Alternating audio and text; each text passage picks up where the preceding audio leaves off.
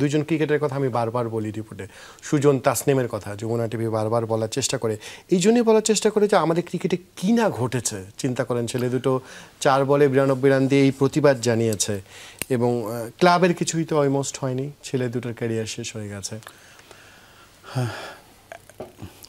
আমাদের কিন্তু বোঝা উচিত সবার যে ছেলেরা বা যারা এই কাজটা করে তারা কিন্তু কাজটা করে না, তাদেরকে করানো হয়। আমরা যখন অ্যাকশনটা নিতে পারবো যারা করায় একটা স্টেপ বা দুটো স্টেপ পেছনে, তখন এটা নির্মূল করা সম্ভব।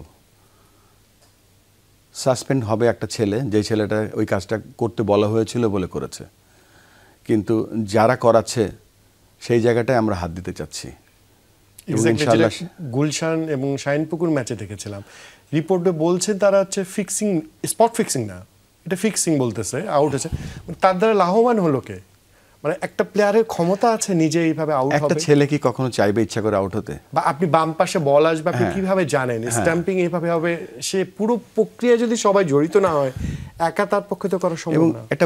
একটা বড় প্ল্যানের অংশ হচ্ছে, শেষ অংশটা হচ্ছে ওই ছেলেটা, এবং আমরা তাকেই শাস্তি দিচ্ছি, এবং আমাদের কিছু করার নেই। আমাদের কাছে ওই ধরনের রিপোর্ট আমরা বের করে আনতে পারি না। সেটাই হচ্ছে আমাদের জন্য সবচেয়ে বড় চ্যালেঞ্জ, যে আমরা কীভাবে ওই রিপোর্টটা নিয়ে আসতে পারবো। এখানে দেখেন কোড অফ কন্ডাক্ট থাকে, কোড অফ কন্ডাক্ট যেটা শুধুমাত্র প্লেয়ারদের সই করা থাকে, প্লেয়ারদের শেখানো হয়, কিন্তু প্লেয়ারদের যারা এই কাজগুলো করায় তাদের শাস্তি হয় না, বিকজ তারা কোড অফ কন্ডাক্ট সাইন করে না। এই ঘটনাটা যখন ঘটেছিল সুজনের ব্যাপারটা, যে 1 ওভারে 90 রান দিয়েছিল, এটা বিশ্বব্যাপী কিন্তু আলোড়ন সৃষ্টি করেছিল। যে তখন কিন্তু আমাদের ক্রিকেটের যে চেহারা সেটা বের হয়ে গিয়েছিল। তারপরে আমরা করলাম কি, ওই ক্লাবটাকেও সাসপেন্ড করেছিলাম, এবং এদেরকেও আমরা 5 বছরের জন্য সাসপেন্ড করেছিলাম।